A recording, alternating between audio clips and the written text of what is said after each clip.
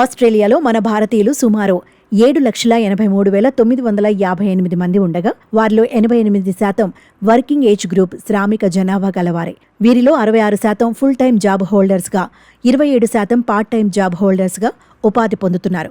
12 billion American డాలర్లు పన్ను చెల్లిస్తూ బ్రిటన్ వలసదారుల కంటే మన భారతీయ వలసదారులు ముందు వరుసలో ఉన్నారు. దీంతో ఆస్ట్రేలియా ఆర్థికాభివృద్ధిలో వెన్నెముకగా ఉన్నారు.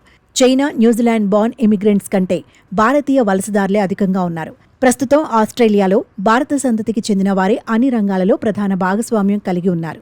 వారే ఆస్ట్రేలియా ఆర్థికాభివృద్ధిలో కీలక పాత్ర పోషిస్తున్నారు. కార్లు నడిపే డ్రైవర్ల నుంచి కార్పొరేట్ కంపెనీల సీఈఓల వరకు మన భారతీయులే అంటే ఆశ్చర్యం కలుగుతుంది.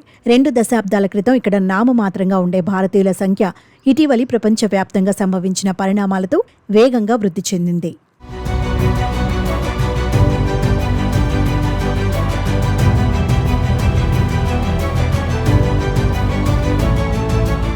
ఈ మధ్య కాలంలో ఆస్ట్రేలియా, భారత్ల మధ్య కుదిరిన ఆర్థిక సహకార వాణిజ్య ఒప్పందంలో భాగంగా ఆస్ట్రేలియాలో స్థిర నివాసం ఏర్పాటు చేసుకోవడానికి, అలాగే తమ వ్యాపారాలను విస్తరించుకోవడానికి భారతీయ వ్యాపారవేత్తలు ఆసక్తి చూపుతున్నారట. ఆస్ట్రేలియాలో వ్యాపారాల కోసం వెళ్లే వారికి ఆ దేశం సకల సదుపాయాలు అందిస్తోందట.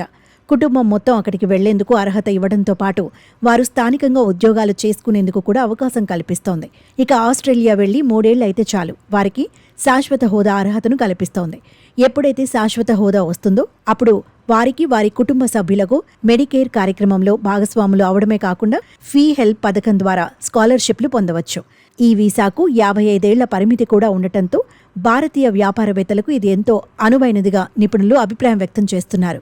ఆస్ట్రేలియా జనాభాలో 3.1% ఉన్నారు. అదే సమయంలో ఆస్ట్రేలియాలో ఎక్కువగా ఇన్కమ్ ట్యాక్స్ వంటి పన్నులు చెల్లించేదారులుగా 2వ స్థానంలో ఉన్నారు. Australia department of foreign affairs and trade నివేదికలో ఆస్ట్రేలియాకు భారతీయులు ఒక సంపద అని పేర్కొన్నారు.